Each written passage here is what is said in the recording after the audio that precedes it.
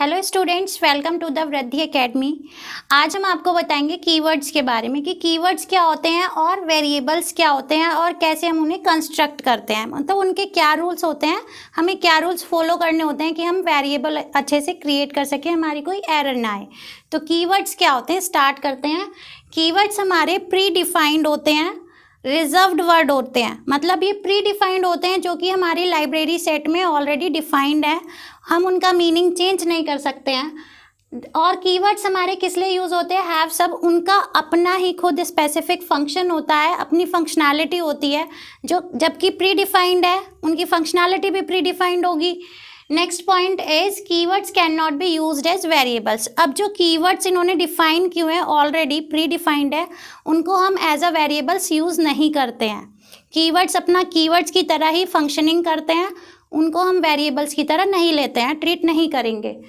Have their on fixed meanings that can not B change. उनके खुद के अपने मीनिंग होते हैं, हम उनकी मीनिंग्स को भी, उनकी फंक्शनैलिटीज़ को भी हम चेंज नहीं कर सकते हैं। Building blocks of C program, और ये हमारे क्या होते हैं, बिल्डिंग ब्लॉक होते हैं सी प्रोग्राम के। जैसे कि मैंने आपको टोकन्स में बताया था कि कीवर्ड्स भी हमारा एक बिल्डिंग ब्लॉक का पार्ट है।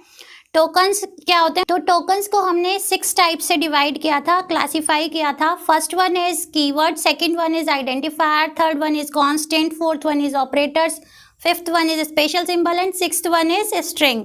तो कीवर्ड्स भी हमारा बिल्डिंग ब्लॉक की तरह वर्क करता है सी प्रोग्राम में, क्योंकि वो टोकन्स के अंदर में ही आता है।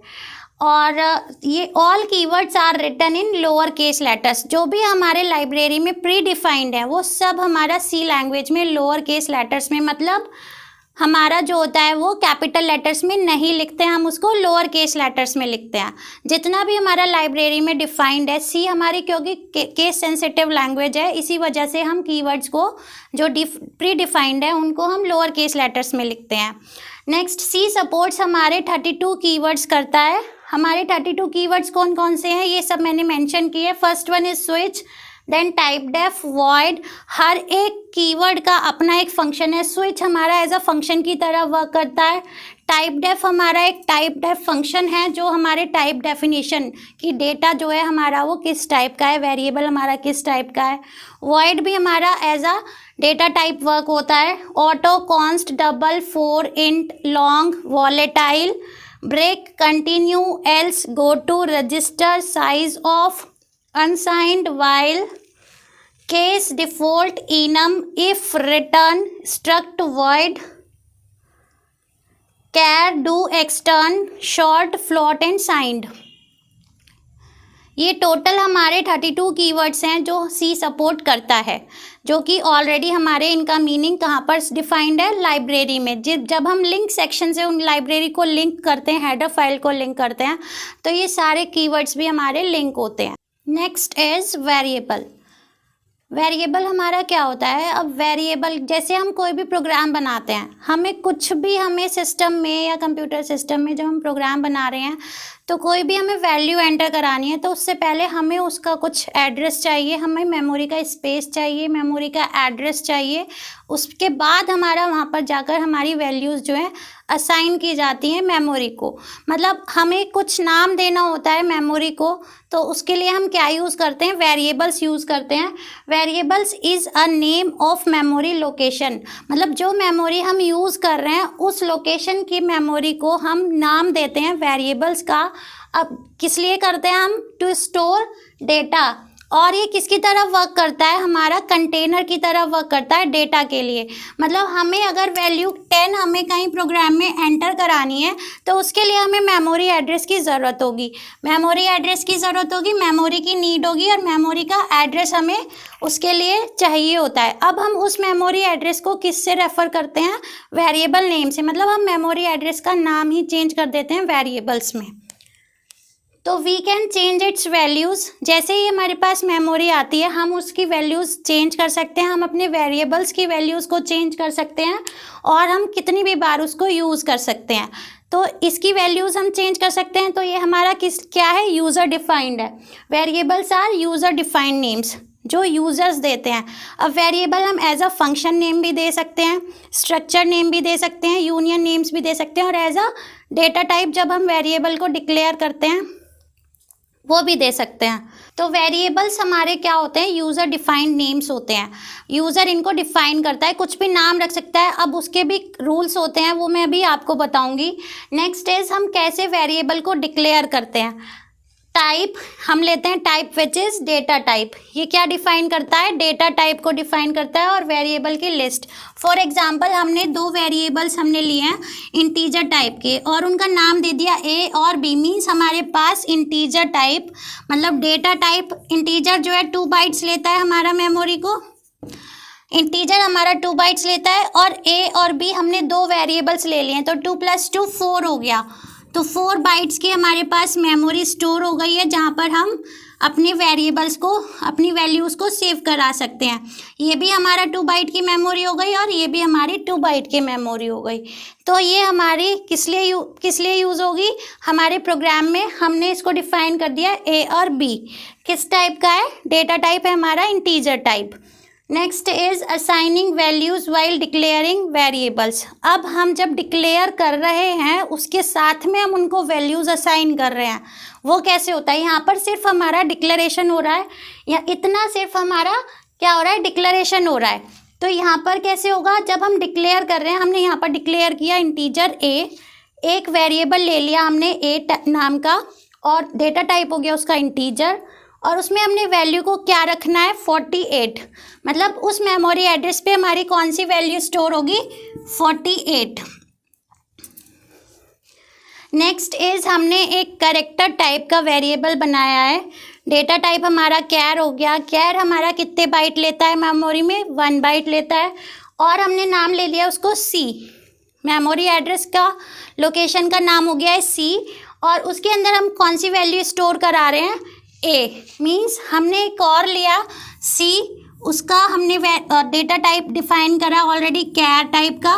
कैर लेता है हमारा 1 बाइट, तो उसके अंदर हम क्या वैल्यू असाइन करा रहे हैं, A. Next is float. Float हमने एक डेटा टाइप लिया, फ्लोट एफ एक वेरिएबल नेम हो गया है, वेरिएबल का डेटा टाइप हो गया है फ्लोट। फ्लोट हो गया हमारा 4 बाइट्स लेता है, और फ्लोट हमारी कैसी वैल्यूज़ लेता है, डेसिमल वैल्यूज़ लेता है।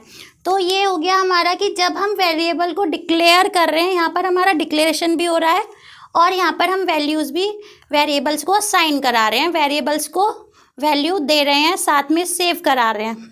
अब बात करते हैं कि जब हम वेरिएबल को डिक्लेयर करते हैं तो हमको कुछ रूल्स है ना फॉलो करने होते हैं। अगर हम उन रूल्स को फॉलो नहीं करेंगे तो हमारी एरर प्रोड्यूस होगी वाइल डूइंग द प्रोग्राम। तो अब फर्स्ट रूल है हमारा, every variable name should start with N alphabet और अंडरस्कोर।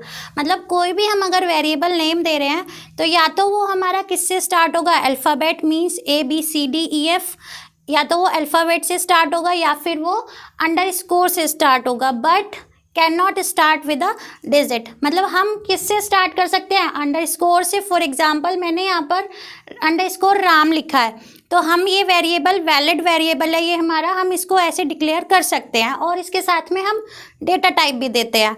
फिर है हमारा, हम बीच में भी अंडरस्कोर यूज़ कर सकते हैं और डिजिट्स भी यूज़ कर सकते हैं, लेकिन हम ऐसे नहीं यूज़ कर सकते कि मैंने लिख दिया 1 2 एंड देन राम। मतलब जो फर्स्ट डिजिट है वो हमारी फर्स्ट जो करेक्टर होगा वो हमारा डिजिट नहीं होगा, वो हमारा न्यूमेरिक वैल्यू नहीं होगा। तो ये तीनों एग्जांपल्स हमारे वैलिड होते हैं, और ये जो 1 और 2 राम मैंने लिखा है ये हमारा इनवैलिड वेरिएबल नेम है।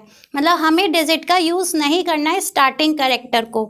Next point is no spaces are allowed. अब मैंने यहाँ पर राम कुमार लिखा था, बीच में मैंने यहाँ पे अंडरस्कोर लगाया है, वो सिर्फ इसलिए लगाया है क्योंकि हमारा इसमें स्पेसेस काउंट नहीं होते। मतलब हम ऐसे नहीं, हम इस तरीके से नहीं डिक्लेयर कर सकते। मतलब हमने ये प्रोवोल दे दिया है कैरेक्टर टाइप का, और हमने इसको ऐसे नहीं डिक्लेयर कर सकते हैं, हमारा यहाँ पर स्पेस काउंट नहीं होगा, हम स्पेस को कंसिडर नहीं करते हैं सी प्रोग्राम में वेरिएबल्स को जब डिक्लेयर करते हैं। तो no spaces are allowed. Third one is no other special symbols are allowed in the middle of variable. हमारा स्पेशल सिंबल अंडरस्कोर तो है, लेकिन अंडरस्कोर से अलावा जितने भी हमारे स्पेशल सिंबल्स होते हैं वो हमारे अलाउड नहीं होते हैं। मीन्स हम ना ही एरो यूज़ कर सकते हैं वेरिएबल के बीच में, ना ही कोमा यूज़ करते हैं, ना ही सेमीकोलन यूज़ कर सकते। मीन्स हम इसको ऐसे नहीं लिख सकते इंटीजर टाइप 4 कॉमा सेमीकोलन, या फिर हम इसको ऐसे डिक्लेयर नहीं कर सकते, बीच में हमारे स्पेशल कैरेक्टर्स नहीं आ सकते। Next is a variable can have alphabets, digits and underscores. जैसे कि मैंने आपको बताया है कि हम वेरिएबल का नेम कैसे डिक्लेयर करेंगे, या तो उसके अंदर हम अल्फ़ाबेट्स को यूज़ करेंगे या फिर डिजिट्स को यूज़ करेंगे, लेकिन एज ए स्टार्टिंग वर्ड नहीं करेंगे डिजिट को, और अंडरस्कोर का यूज़ करते हैं।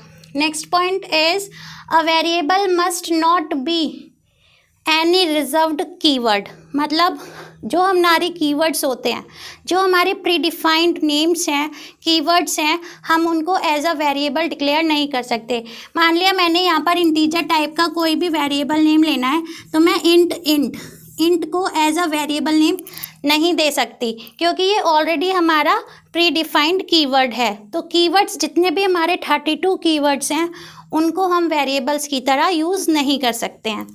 Next is a variable may be in lower case and upper case. मतलब हम लोअर केस में भी लिख सकते हैं वेरिएबल नेम और अपर केस में भी लिख सकते हैं, लेकिन कीवर्ड्स सिर्फ और सिर्फ हमारे लोअर केस में होते हैं जो कि प्री डिफाइंड होते हैं, और हमारे जो वेरिएबल्स होते हैं वो होते हैं यूज़र डिफाइंड। तो जैसे हम अगर अपर केस में ले रहे हैं, लाइक मैंने ले लिया इंट RAM, मतलब मैंने इसको कैपिटल में ले लिया है, तो मैं इसको एज अ कैपिटल में ही यूज़ करूँगी इस वेरिएबल नेम को। लोअर केस में नहीं होगा, एक्सेप्टेबल नहीं होगा, एरर प्रोड्यूस करेगा।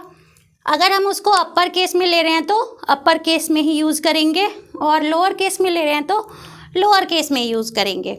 सो स्टूडेंट्स, ये था हमारा आज का कीवर्ड्स और वेरिएबल्स, कैसे हम कीवर्ड्स यूज़ करते हैं और कैसे हम वेरिएबल्स बनाते हैं।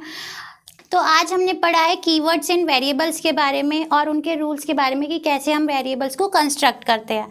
सो स्टूडेंट्स, कंटिन्यूटी बनाए रखिए, अपना ध्यान रखिए। मिलते हैं अब नेक्स्ट क्लास में। Bye bye, take care.